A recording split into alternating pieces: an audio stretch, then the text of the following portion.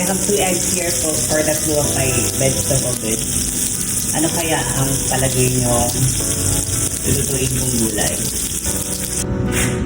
Hi guys! So we are cooking as vegetable dish.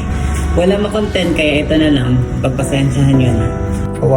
Kawaling pinaglumaan na ng panahon. Dito na po natin ang bawang and sibuyas. Next ay bawang at sibuyas. Pagka brownish na siya, isunod na natin ang sibuyas. Ayan. Pagkatapos niyan, isunod na natin yung sahog.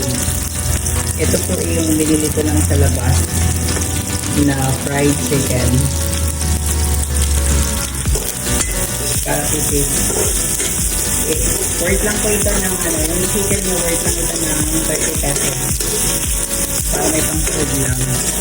Ulam namin ito kagabi kaya naisipan ko isahog sa gulay. Ito na po natin ang kamatis. And now,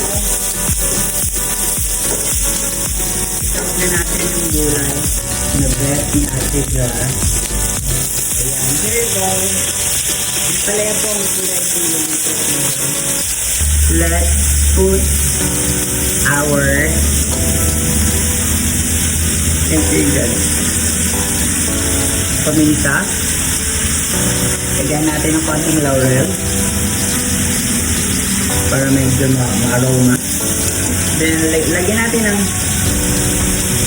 ng oyster pampadagdag ng lasa at hindi mawawala, isawag natin para lalong lumasa is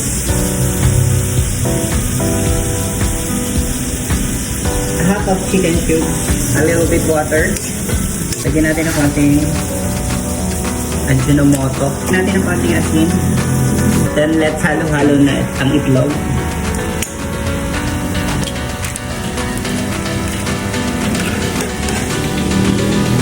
Make it more tastier.